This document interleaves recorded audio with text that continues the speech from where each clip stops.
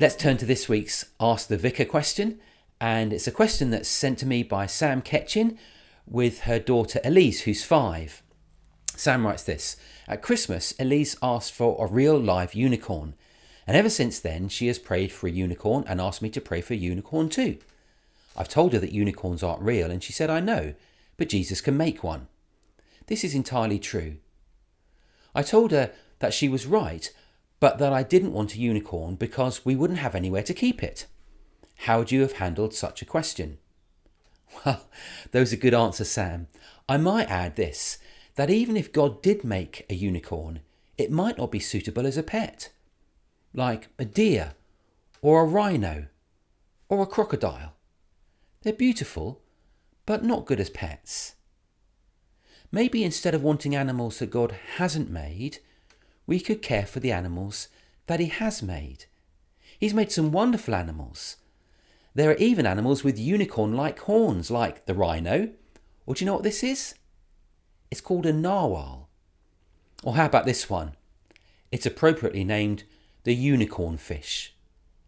Now, I'm not sure they'd make good pets.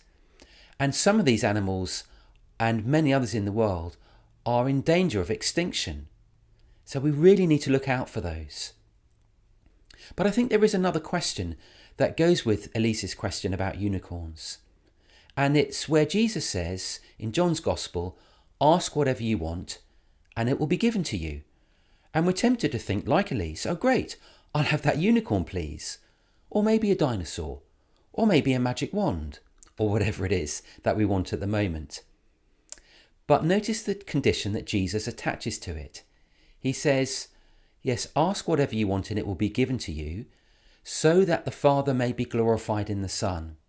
That's in John 14 verse 13. We can also find that twice more in John 15 and again in John 16. In Romans 8:28, Paul writes this: in all things, God is working for the good of those who love him. So when I ask for something, God will be working for my good.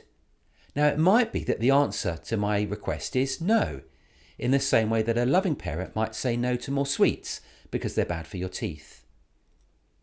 Also in James chapter 4 verse 3, we read this: when you ask, you do not receive because you ask with the wrong motives, that you may spend what you get on your pleasures. God wants us to ask for the things we need. That's what we're looking at with Daily Bread for today. But he also wants us to ask for the things that will help us to be more like Jesus. The things that will help us to grow in love, kindness, gentleness and generosity. So it might be that I don't get a unicorn, but we can be sure that God is working in us to make us more like Jesus, which is actually the best thing in the world.